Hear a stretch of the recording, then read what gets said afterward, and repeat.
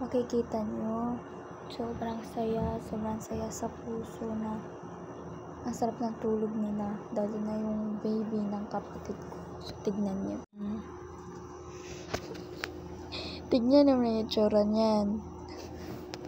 Sarap ng tulog. Diba?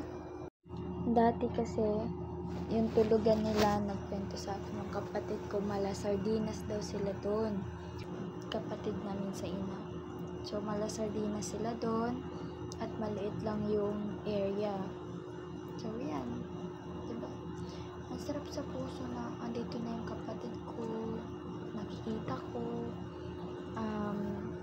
nababantayan ko yung kilos niya, at saka, bawal po talaga siya guys, bawal siya mag-boyfriend muna. And bawal talaga, hindi mo na ako papayag hanggang focus muna siya sa anak niya. Ganun. Bawal muna talaga. Kailangan ng gabayan. Chinecheck ko yan. Kinakasap ko yan araw-araw. Chinecheck ko yung ano niya, yung Facebook niya. Hindi naman sa pagiging pakialamera. Pero siguro this time naging stricta na ako. Magiging strict na ako. Kasi 6 months pa yung baby na yan. And ang hirap talaga guys. Hindi naman kami mahirap lang din kami guys. Lalo na gipit din kami. Lulong kami sa utang.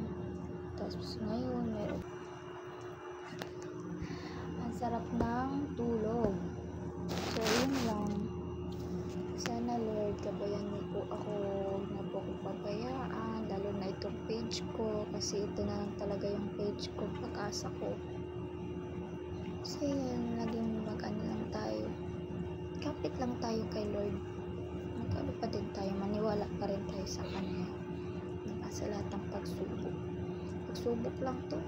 Alam ko naman pagsubok lang to. May mga tao talagang ayaw sa'yo. And yun.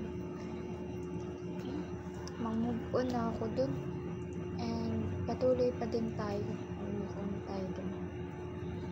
So, continue pa din tayo kahit may nangyaring ganyan. Ayun na. And ang ano ko dun is may balance pa ako. Tapos hindi na talaga makuha yung balance na yun. So, ayun lang. Follow nyo ako and huwag nyo skip yung mga pages ko, huwag nyo skip yung mga ads and yung mga reels ko. I-watch nyo din. Wala pa akong tulog na maayos.